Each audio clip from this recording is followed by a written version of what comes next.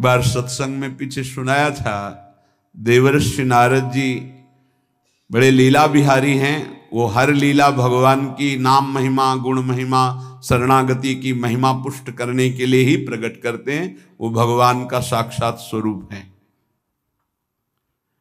प्रताप रुद्र ऐसा उस राजा का शायद नाम था। वो बड़ा प्रतापी चक्रवर्ती सम्राट पद पर भगवान रघुनाथ जी विराजमान थे। श्री राम जी, बड़े बड़े ब्रह्म ऋषि सब विराजमान, सभा लगी हुई थी। नारद जी बाहर मिल गए उनको और कहा, अंदर प्रभु के दर्शन करने जा रहे हो? नारद जी को प्रणाम किया। जी। तो वहां बहुत से ब्रह्म ऋषि बैठे हैं, सबको प्रणाम भी करोगे? हाँ जी, तो मर्यादा है संतों को प्रणाम। तो विश्वामित्र जी को भी प्रणाम करोगे? हाँ, क्यों, वो तो ब्रह्म ऋषि हैं। क्यों, ब्रह्म ऋषि कहाँ हैं? तो कौशिक वंश में प्रकट हुए, क्षत्रिय कुल में। तो उन्होंने कहा, नहीं, तपस्या से तो ब्रह्म पद प्राप्त किया है उन्होंने। हाँ, पर मूल में तो नहीं। आपका उद्देश्य क्या है? बस ऐसे कर लेना, माथा मत रखना। देवर्षि नारद जी के सब ऋषियों के माथा रखना।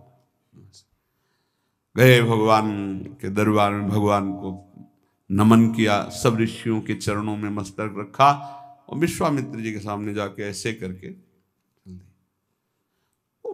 ध्यान भी नहीं दिया।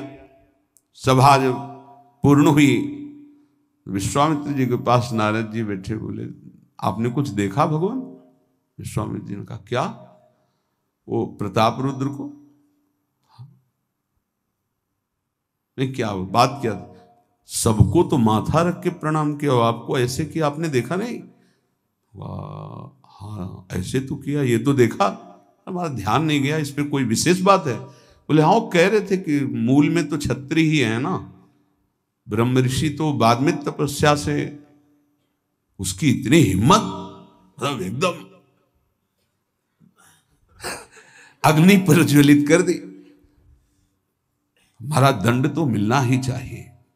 देवर्षि नारद, आप जैसे ब्रह्म ऋषि के साथ ऐसा उसको उधर सिखाया था और इधर ऐसे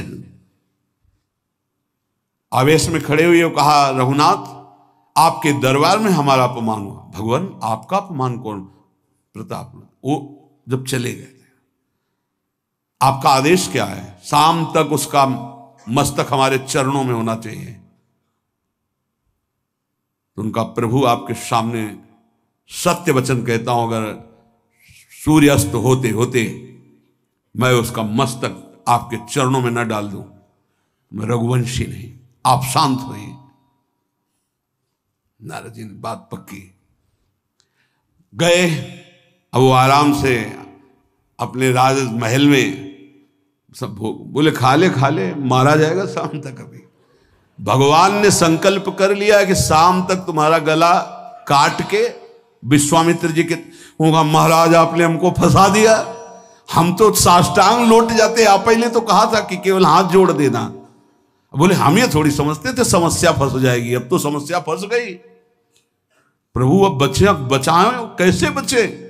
रघुनाथ जी ने कहा, मैं रघुवंशी नहीं, यदि उनके सत्य वचन होते हैं, भगवान कभी मिथ्या वचन नहीं बोल, मारे जाओगे।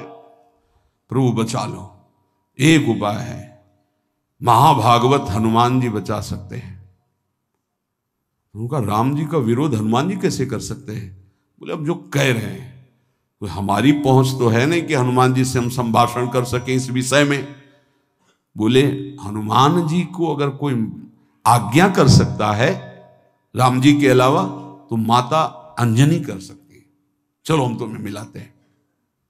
अंजनी माता जी से मिला, साष्टांग दंडवत रोते हुए, मां रक्षा करो, बड़ी करुणा में। कहा कि बताओ क्या तुम्हें समस्या है? बोले, मां त्रिभुवन में केवल आप ही जो हमारी रक्षा कर सकती हो। बोलो, एक राजा है जो मुझे मारना चाहता है, आप बचा सकती हो मुझे? राजा मारना चाहता है?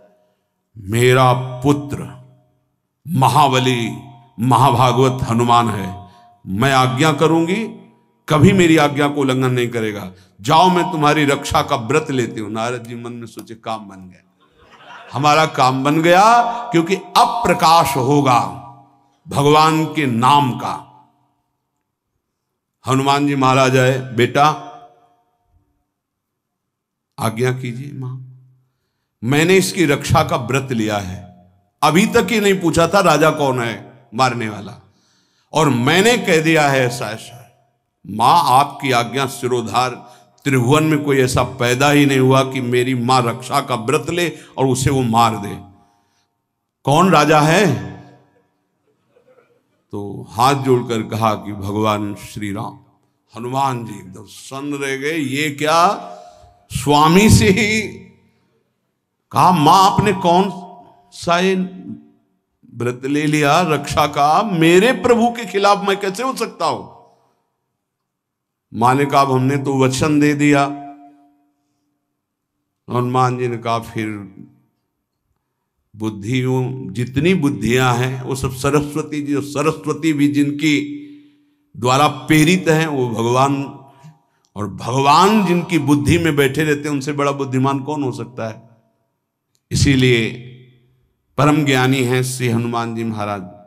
बुद्धि नाम अग्रगण्यम, जितने भी बुद्धिमान जन उनमें सबसे वरिष्ठ हैं, श्रेष्ठ हैं। हनुमान जी महाराज बोले, चल तू एकांत चल। एकांत में ले गए और बैठ, थोड़ा ही समय रह गया संध्या का। अब तेरी श्वास में जहां भी रुकेगा नाम, वहीं तेरा गला कटा, बिल्कुल पक्का। बस सीताराम सीताराम सीताराम, ये क्रम न टूटने पावे, तो ऐसा शुरू कर। अगर तेरे नाम में त्रुटि हुई, अंतराय पड़ा, उसी समय भगवान का अमोघ बाण काट सकता है, अन्यथा नहीं। तू चिंता मत कर, बैठ जा। वो बैठ गए, सीताराम सीताराम सीता। हनुमान जी महाराज करताल उठाए, आसपास नत कर रहे। भगवान ने अमोघ बाण संधान किया। वो बाण आया और हनुमान जी जहां घूम रहे थे ऐसे परिक्रमा की, वापस चला गया। भगवान ने कहा, आज तक ऐसा नहीं हुआ।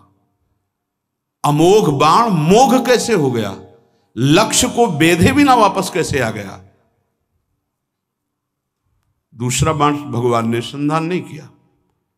है क्या? कौन है त्रिभुवन में ऐसा जिसको बाण बिना बेधे वापस चला गया? लक्ष्मण जी से कहा कि जहां प्रताप रुद्र वहां तुरंत जाइए और देखिए बात क्या है, उसके गले को क्यों नहीं अमोघ बाण ने छेदन किया। गए, सर्वज्ञ हैं। वहां जो स्थिति देखी तो हनुमान जी की आंखों में अश्रु चल रहे थे। नाम संकीर्तन घूम घूम के, और वो आंख मूंदे बस सीताराम सीताराम। परम प्रेमी लक्ष्मण जी भी तालियां बजाकर शुरू कर दिया, सीताराम सीताराम। राम जी ने विचार किया कि बाण तो वापस आ गया, लक्ष्मण जी वापस ही नहीं आए, सूचना ही नहीं। और विश्वामित्र जी कह रहे हैं, तो आपने प्रण लिया था कि संध्या होते होते। भगवान ने कहा कि आप धैर्य धारण कीजिए गुरुदेव, मैं स्वयं जाता हूं। जब कहा कि मैं स्वयं जाता हूं तो बोले, मैं भी स्वयं चलूंगा, देखूंगा तुम निर्णय क्या करते हो।